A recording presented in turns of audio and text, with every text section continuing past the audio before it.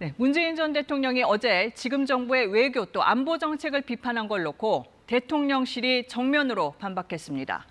지난 정부에서의 남북 관계는 가짜 평화였다면서 힘에 의한 평화가 진짜 평화라고 강조했습니다. 윤 대통령은 잠시 뒤 유엔 총회 연설에 나섭니다. 뉴욕 현지에서 신지혜 기자입니다.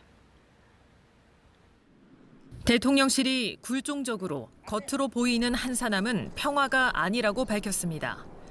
현 정부 대북 강경책이 긴장을 높인다면서 지난 정부에선 평화로웠다고 한 문재인 전 대통령 발언에 대한 반박입니다. 역대 정부 중 단 한 건도 군사적 충돌이 없었던 정부는 노무현 정부와 문재인 정부뿐입니다. 대통령실은 지난 정부 북한 핵미사일 개발이 가속화됐다면서 당시의 평화를 굴종적 한산함으로 표현했습니다. 지난 정부가 평화 성과로 꼽는 9.19 군사합의 또한 비정상적으로 우리 군의 행동을 위축한 거라고 했습니다. 합의의 여러 문제점을 관찰하고 있다면서 효력 정지 가능성도 열어뒀습니다. 압도적 힘에 의한 평화가 진정한 평화라고 대통령실은 밝혔습니다. 윤석열 대통령은 현지 시각 20일 유엔 총회 기조연설에서도 이 같은 대북 압박을 강조할 예정입니다. 특히 북러 군사협력 움직임에 경고 목소리를 낼 전망입니다.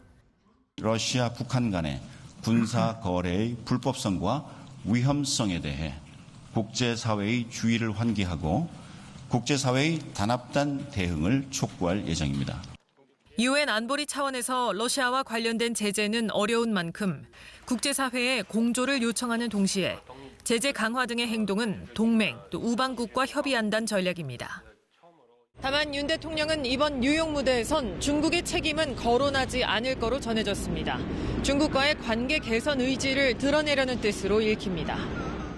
뉴욕에서 KBS 뉴스 신지혜입니다. 안녕하세요. 이소정입니다. 대한민국에서 가장 정확하고 빠른 뉴스는 KBS 뉴스 채널을 구독하면 만날 수 있습니다. 뉴스 제보는 언제 어디서든 카카오톡이나 KBS 앱으로 간단히 할 수 있습니다.